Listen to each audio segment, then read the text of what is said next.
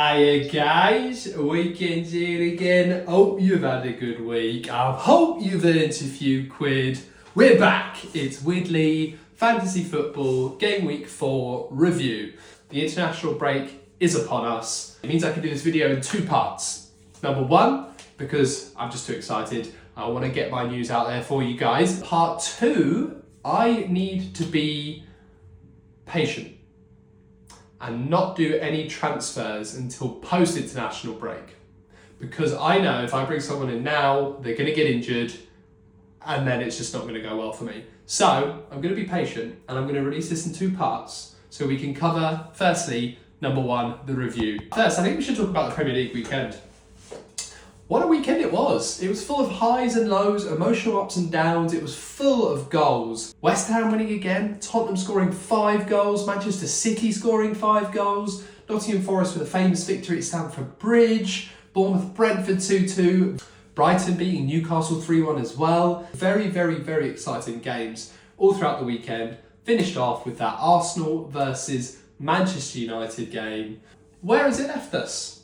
Well guys, I have good news. I said last week that things might be looking up, and this week, it's good news, guys. 86 points, come on!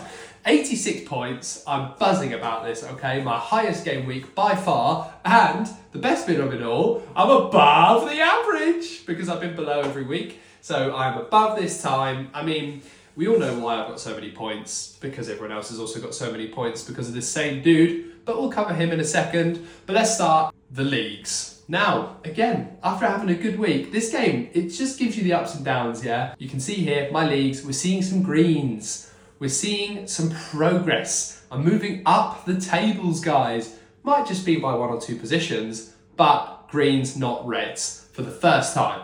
So firstly, good news there. Diving into my team, pretty good all-round performance. You can see there, Erling Haaland scored his hat-trick. He was my captain. He was everyone else's captain as well. So, you know what? I do feel like FPL would be better if Haaland wasn't there sometimes. You know, I talk about this with some mates and we just talk about how it's great you can choose him. It's great we can captain him. But I do feel like the game would be more competitive if he was not involved. Imagine he's injured now for a few weeks. I don't wish that on him, of course. But if he was, it would force people to actually go out there, choose other players. This game would become a lot more competitive. But let's dive into it then. So Sam Johnson in goal, 1 point. I thought he was a shoo-in for a clean sheet against a side that are struggling for goals in Wolves. But they managed to score 2 past him. So he ended up with 1 point there. I was never going to play Turner against Chelsea, was I? But he ended up with 5 points. So that would have made my week even better. But Pedro Porro, who came in, I spent the money to get him, and he's done well for me. He picked up an assist. Now, Tottenham didn't get a clean sheet. They conceded a couple of goals, but Porro with those 4 points for me, getting that assist, positive signs there. I'm happy with his contribution. Trent Alexander-Arnold, now, after last week's game against Newcastle, he was fantastic against Aston Villa. Liverpool getting their clean sheet. He also provided an assist and came close to scoring. So I ended up with 12 points from Trent. So thank you very much there. That's more like what we want to see from him. He did it like he picked up a slight knock and he has withdrawn from the England squad. So let's hope it's just something precautionary and I can keep him in for next week. But this is exactly why I don't want to jump to the gun with transfers. Christoph Asia and Gabriel. Now, these are the two that I've obviously been swapping around. Christoph Asia, 1 point for Brentford. They conceded some goals. Brian Mbeumo has ended up with 8 points for me. Very good from Mbeumo. He scored again. He is up there with the top scorers behind Erling Haaland this year. 5 points from Phil Foden, getting an assist and in a successful game for Manchester City with 5 goals for them as a team. Marcus Rashford came to the party against Arsenal, getting a fantastic goal. Really, really, really beautiful finish. Getting me 7 points there, so good from Rashi, and again, more like what we want to see from him. Gabriel Martinelli as well, 5 points from him. I got the assist from Martinelli for the Odegaard goal, which, brilliant goal as well, I thought there. But Martinelli was fantastic as well against Manchester United. I thought maybe it was his best game of the season, so Nelly looking like he's in good form there. Raheem Sterling, very disappointing. Chelsea in general, just shocking against Nottingham Forest.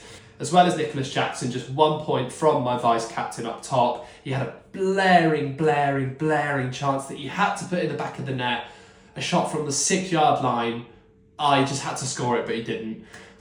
This is the problem with Jackson. Sometimes he's not getting the opportunities, but when he does, he's not as clinical as people would like him to be yet. So just for 1 point from Nicholas Jackson. But then Big Erling, as I just touched upon, scoring his hat-trick, got an assist as well, 40 points from him. So the only thing that did annoy me a little bit, last week I was hovering over that triple captain, and I should have done it now. Hindsight is a wonderful, wonderful thing, I'm realising. And Erling Haaland with 40 points, could have been 60, but hey, listen, I'm taking 40. There's no negativity here. Now let's just have a look at our Game Week 4 winner. I thought I might win at Game Week 4, but I didn't, because I knew people would be captaining Erling Haaland, triple captaining Erling Haaland. So the big Lewandowski with 148 points.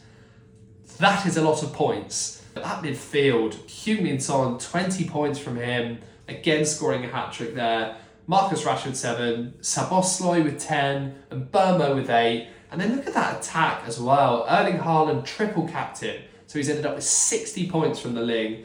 Evan Ferguson, who also scored a hat-trick, and Julian Alvarez. God, I reckon, big Lewandowski, I hope you had some crazy, crazy celebration there. You got 3 players who scored a hat-trick. You're a hacker, aren't you?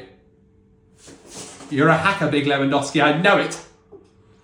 Now, I do want to talk about transfers because I need your help and we've got time here. The people I've been tempted to get at before, Gabriel, but he started against United and he looked good at the back. I think Arteta might give him some games now. They've got Everton, Tottenham and Bournemouth coming up, so I'm going to stick with Gabriel for now. One of the people I do need to make a decision about is Sam Johnson, and he's not someone I would have thought I would have to get rid of because Palace are playing quite well, but they have just signed Dean Henderson. Now, that's going to be a really close one because Sam Johnson is a very good goalkeeper, but so is Dean Henderson, and I don't know who's going to be starting there. I have a feeling Johnson might stay in goal, but if Dean Henderson comes in, I'm going to have to look at getting rid of Johnson. João Pedro, I am 100% thinking I'm going to get rid of him. They've got United coming up next. He's not getting any points at all. I think I need to replace him for another striker that might be playing a little bit more. If I was to get rid of João Pedro, I got 5.9 in the bank. So the people I'm looking at are, now Evan Ferguson, just scored his hat-trick, 17 points. They've got Man United coming up next. Ferguson's going to start. I'm tempted, I'm very tempted, but is he going to score another hat-trick? Is he going to get how many points again? But he is cheap. He's very, very cheap for what he can do. Now, Odsonne Edouard for Crystal Palace scored 13 points in his game. They've got Aston Villa coming up next. He could be an option, although he is a little bit inconsistent. I like to be a little bit differential. Whenever I look at this guy and think about him, it does get me a little bit excited at the thought of him being in my team. I'm talking about Carlton Morris from Luton. Morris was in my initial draft 11. Now, Luton have obviously not had a good start to the season, and it is likely that they probably will be going straight back down. But they've scored a couple of goals in their first 2 games. They have Fulham, Wolves and Everton coming up next. So this is probably the best chance Luton are going to get at getting some points over the next few games. Now, considering Luton have lost their games, Morris himself has had 8 points, 2 points and 5 points in his last 3 games against Brighton, Chelsea and West Ham.